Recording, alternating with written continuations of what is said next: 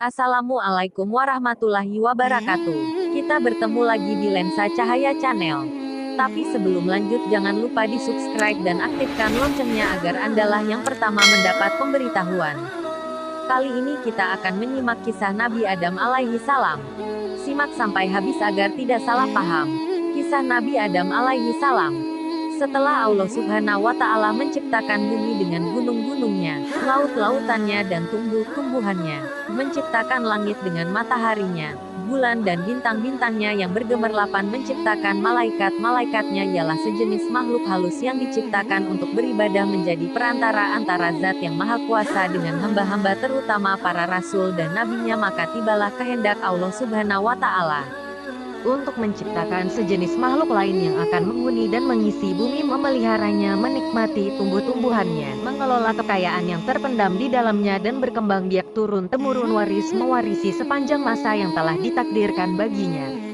Kekhawatiran para malaikat ketika diberitahukan oleh Allah Subhanahu wa Ta'ala akan kehendaknya menciptakan makhluk lain itu, mereka khawatir kalau kehendak Allah menciptakan makhluk yang lain itu disebabkan kecuaian atau kelalaian mereka dalam ibadah dan menjalankan tugas, atau karena pelanggaran yang mereka lakukan tanpa disadari. Berkata mereka kepada Allah Subhanahu wa Ta'ala, "Wahai Tuhan kami, buat apa Tuhan menciptakan makhluk lain selain kami, padahal kami selalu bertasbih, bertahmid, melakukan ibadah dan mengagungkan nama-Mu tanpa henti-hentinya. Sedang makhluk yang Tuhan akan ciptakan dan turunkan ke bumi itu, nescaya akan bertengkar satu dengan lain, akan saling bunuh-membunuh, berebutan menguasai kekayaan alam yang terlihat di atasnya dan terpendam di dalamnya, sehingga akan terjadilah kerusakan dan kehancuran di atas bumi yang Tuhan ciptakan itu." Allah berfirman, menghilangkan kekhawatiran para malaikat itu. "Aku mengetahui apa yang kamu tidak ketahui, dan aku sendirilah yang mengetahui hikmat penguasaan Bani Adam atas bumiku. Bila aku telah menciptakannya dan meniupkan roh kepadanya, bersujudlah kamu di hadapan makhluk baru itu sebagai penghormatan dan bukan sebagai sujud ibadah. Karena Allah Subhanahu wa Ta'ala melarang hambanya beribadah kepada sesama makhluknya." Kemudian diciptakanlah Adam oleh Allah Subhanahu wa Ta'ala dari segumpal tanah liat, kering dan lumpur hitam yang berbentuk. Setelah disempurnakan bentuknya, ditiupkanlah roh ciptaan Tuhan ke dalamnya dan berdirilah ia tegak menjadi manusia yang sempurna.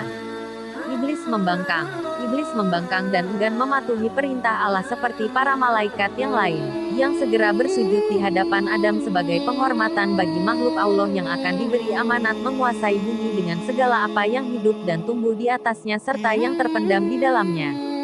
Iblis merasa dirinya lebih mulia, lebih utama dan lebih agung dari Adam, karena ia diciptakan dari unsur api. Sedang Adam dari tanah dan lumpur. Kebanggaannya dengan asal-usulnya menjadikan ia sombong dan merasa rendah untuk bersujud menghormati Adam seperti para malaikat yang lain, walaupun diperintah oleh Allah. Tuhan bertanya kepada iblis, "Apakah yang mencegahmu sujud menghormati sesuatu yang telah aku ciptakan dengan tanganku?" Iblis menjawab, "Aku adalah lebih mulia dan lebih unggul dari dia. Engkau ciptakan aku dari api dan menciptakannya dari lumpur." Karena kesombongan, kecongkakan, dan pembangkangannya melakukan sujud yang diperintahkan, maka Allah menghukum iblis dengan mengusir dari surga dan mengeluarkannya dari barisan malaikat dengan disertai kutukan dan laknat yang akan melekat pada dirinya hingga hari kiamat. Di samping itu ia dinyatakan sebagai penghuni neraka. Iblis dengan sombongnya menerima dengan baik hukuman Tuhan itu, dan ia hanya mohon agar kepadanya diberi kesempatan untuk hidup kekal hingga hari kebangkitan kembali di hari kiamat. Allah meluluskan permohonannya dan ditangguhkanlah ia sampai hari kebangkitan. Tidak berterima kasih dan bersyukur atas pemberian jaminan itu.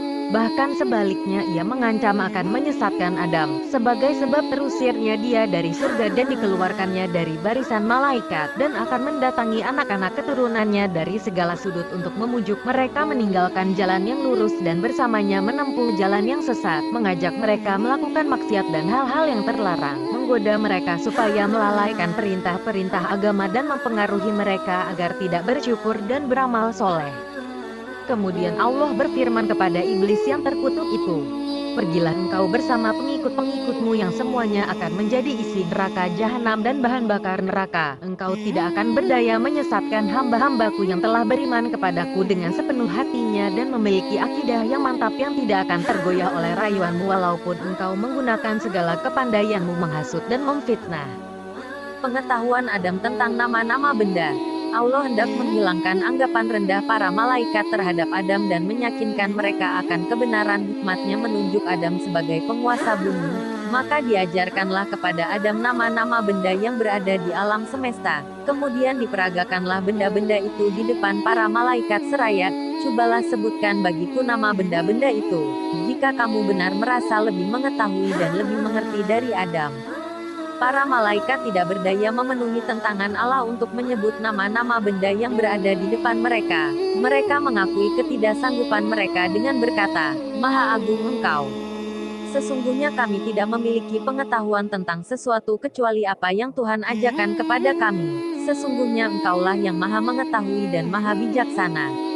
Adam lalu diperintahkan oleh Allah untuk memberitahukan nama-nama itu kepada para malaikat dan setelah diberitahukan oleh Adam, berfirmanlah Allah kepada mereka, "Bukankah aku telah katakan padamu bahwa aku mengetahui rahasia langit dan bumi dan mengetahui apa yang kamu lahirkan dan apa yang kamu sembunyikan?" Adam menghuni surga. Adam diberi tempat oleh Allah di surga dan baginya diciptakanlah Hawa untuk mendampinginya dan menjadi teman hidupnya, menghilangkan rasa kesepiannya dan melengkapi keperluan fitrahnya untuk mengembangkan keturunan. Menurut cerita para ulama, Hawa diciptakan oleh Allah dari salah satu tulang rusuk Adam yang di sebelah kiri di waktu ia masih tidur sehingga ketika ia terjaga, ia melihat Hawa sudah berada di sampingnya. Ia ditanya oleh malaikat, "Wahai Adam, apa dan siapakah makhluk yang berada di sampingmu itu?" Berkatalah Adam, "Seorang perempuan. Sesuai dengan fitrah yang telah diilhamkan oleh Allah kepadanya." "Siapa namanya?" tanya malaikat lagi. "Hawa," jawab Adam. "Untuk apa Tuhan menciptakan makhluk ini?" tanya malaikat lagi. Adam menjawab, "Untuk mendampingiku, memberi kebahagiaan bagiku dan mengisi keperluan hidupku sesuai dengan kehendak Allah."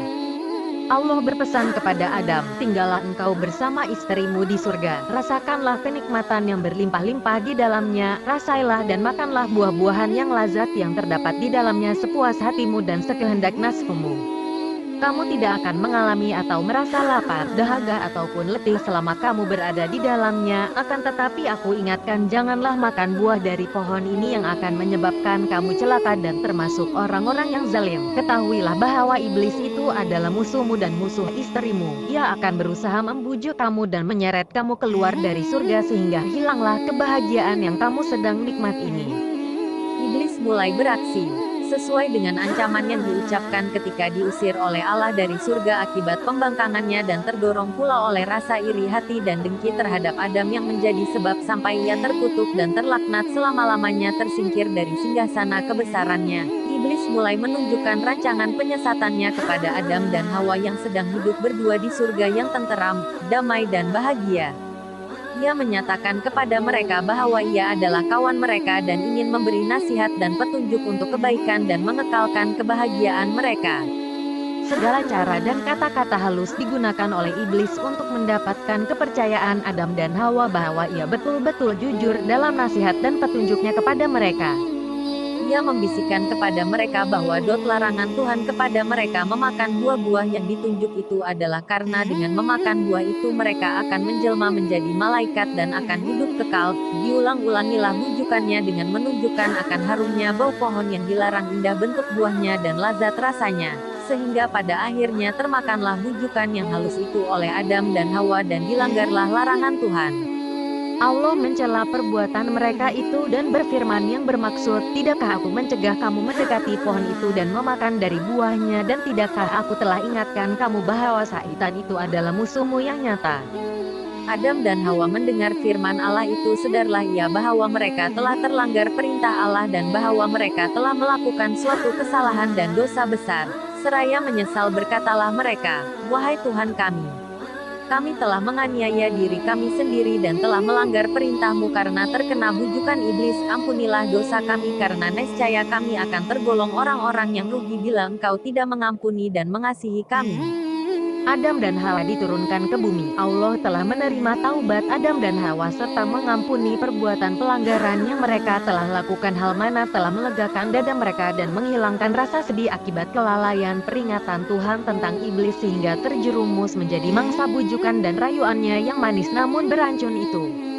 Adam dan Hawa merasa tentram kembali setelah menerima pengampunan Allah dan selanjutnya akan menjaga jangan sampai tertipu lagi oleh iblis dan akan berusaha agar pelanggaran yang telah dilakukan dan menimbulkan murka dan teguran Tuhan itu menjadi pengajaran bagi mereka berdua untuk lebih berhati-hati menghadapi tipu daya dan bujukan iblis yang terlaknat itu. Harapan untuk tinggal terus di surga yang telah pudar karena perbuatan pelanggaran perintah Allah hidup kembali dalam hati dan pikiran Adam dan Hawa yang merasa kenikmatan dan kebahagiaan hidup mereka di surga tidak akan terganggu oleh sesuatu dan bahwa reda Allah serta rahmatnya akan tetap melimpah di atas mereka untuk selama-lamanya. Akan tetapi Allah telah menentukan dalam takdirnya apa yang tidak terlintas dalam hati dan tidak terfikirkan oleh mereka. Allah SWT yang telah menentukan dalam takdirnya bahwa bumi yang penuh dengan kekayaan untuk dikelolanya akan dikuasai kepada manusia. Keturunan Adam memerintahkan Adam dan Hawa turun ke bumi sebagai benih pertama dari hamba-hambanya yang bernama manusia itu. Berfirmanlah Allah pada mereka, turunlah kamu ke bumi, sebagian daripada kamu menjadi musuh bagi sebagian yang lain, kamu dapat tinggal tetap dan hidup di sana sampai waktu yang telah ditentukan. Turunlah Adam dan Hawa ke bumi menghadapi cara hidup baru yang jauh berlainan dengan hidup di surga yang pernah dialami dan yang tidak akan berulang kembali. Mereka harus menempuh hidup di dunia yang fana ini dengan suka dan dukanya dan akan menurunkan umat manusia yang beraneka ragam sifat dan tabiatnya berbeda-beda warna kulit dan kecerdasan otaknya. Umat manusia yang akan berkelompok-kelompok menjadi suku-suku dan bangsa-bangsa di mana yang satu menjadi musuh yang lain saling bunuh-membunuh, aniaya menganiayanya dan tindas menindas sehingga dari waktu ke waktu Allah mengutus nabi-nabinya dan rasul-rasulnya memimpin hamba-hambanya ke jalan yang lurus penuh damai kasih sayang di antara sesama manusia, jalan yang menuju kepada redanya dan kebahagiaan manusia di dunia dan akhirat. Kisah Adam dalam Al-Quran. Al-Quran menceritakan kisah Adam dalam beberapa surah, di antaranya surah Al-Baqarah ayat 30 sehingga ayat 38 dan surah Al-Araf ayat 11 sehingga 25.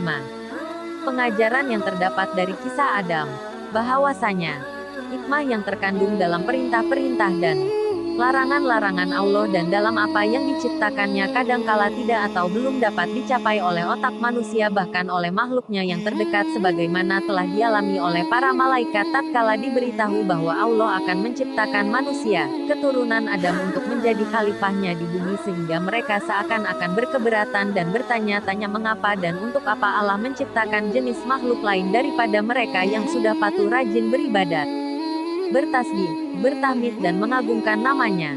Bahwasanya manusia walaupun ia telah dikurniakan kecerdasan berpikir dan kekuatan fisikal dan mental, ia tetap mempunyai beberapa kelemahan pada dirinya seperti sifat lalai, lupa dan hilaf. Hal mana telah terjadi pada diri Nabi Adam yang walaupun ia telah menjadi manusia yang sempurna dan dikurniakan kedudukan yang istimewa di surga, ia tetap tidak terhindar dari sifat-sifat manusia yang lemah itu. Ia telah lupa dan melalaikan peringatan Allah kepadanya tentang pohon terlarang dan tentang iblis yang menjadi musuhnya dan musuh seluruh keturunannya, sehingga terperangkap ke dalam tipu daya dan terjadilah pelanggaran pertama yang dilakukan oleh manusia terhadap larangan Allah. Bahwasanya seseorang yang telah terlanjur melakukan maksiat dan berbuat dosa tidaklah ia sepatutnya berputus asa dari rahmat dan ampunan Tuhan asalkan ia sadar akan kesalahannya dan bertaubat tidak akan melakukannya kembali. Rahmat Allah dan makfirahnya DPT mencakup segala dosa yang diperbuat oleh hambanya kecuali syirik bagaimanapun besar dosa itu asalkan diikuti dengan kesadaran bertaubat dan pengakuan kesalahan.